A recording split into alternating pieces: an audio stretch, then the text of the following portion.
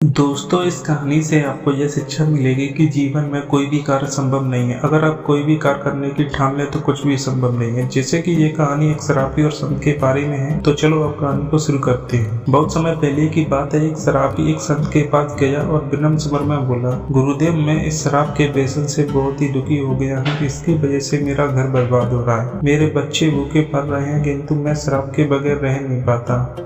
मेरे घर की शांति नष्ट हो गई है। कृपया आप मुझे कोई सरल उपाय बताएं जिससे मैं अपने घर की शांति फिर से पा सकूं।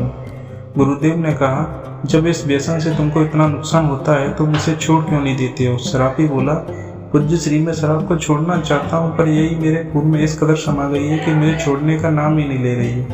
गुरुदेव ने हंसकर कहा, कल तुम फिर आना, मैं तुम्हें बता दूंगा कि शराब कैसे छोड़नी है। दूसरे दिन निश्चित समय पर वह शराबी व्यक्ति महात्मा के पास गया। उसे देख महात्मा झट से खड़े हुए और एक खंभे को कसकर पकड़ लिया।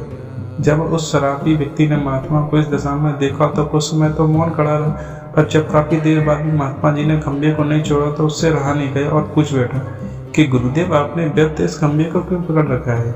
गुरुदेव बोले, बस मैंने इस खंभे को नहीं पकड़ा, ये खंभा मेरे शरीर को पकड़े हुए है। मैं चाहता हूँ कि ये मुझे छोड़ दे, किंतु ये तो मुझे छोड़ ही नहीं रहा है। उस शराबी व्यक्ति को अचंभा हुआ और वह बोला, गुरुदेव, मैं शराब जरूर पीता हूँ मगर मूर्ख नहीं हूँ। आपने ही जानबूझकर इस खंभे को कसकर पकड़ रखा है।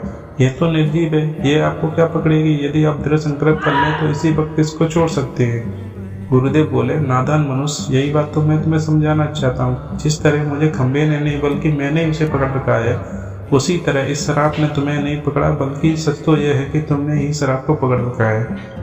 तुम कह रहे थे कि ये शराब मुझे नहीं छोड़ रही है, जबकि सत्य तो यह है कि तुम अपने मन में यह दृढ़ निश्चय कर लो कि मुझे इसे व्यसन का त्याग अभी कर देना है, तो इसी वक्त तुम्हारी शराब पीने की आदत छूट जाएगी। शरीर की हर क्रिया मन के द्वारा नियंत्रित होती है और मन में जैसी इच्छा शक्ति प्रबल होती है वैसी ही कार्य सफल होता है। वह शराबी गुरु के इस अमृत वचनों से इतना प्रभावित हुआ कि उसने उसी वक्त भविष्य में कभी शराब न पीने का दृढ़ संकल्प किया। उसके घर में खुशियां लौट आई और वह शांति से जीवन यापन करने लगा। तो दोस्तों, इससे हमें यह शिक्षा मिलती है कि जीवन में कोई भी कार्य ऐसा नहीं है जिसे अगर कोई व्यक्ति ठान ले तो वह किया ना जा सके। अगर मनुष्य चाहे तो बड़ी से बड़ी बुराई का त्याग कर सकता है। तो दोस्तों, आशा है कि यह कहानी आपको पसंद आई होगी और आपके जीवन में कुछ परिवर्तन जरूर लाएगी। धन्यवाद दोस्तों।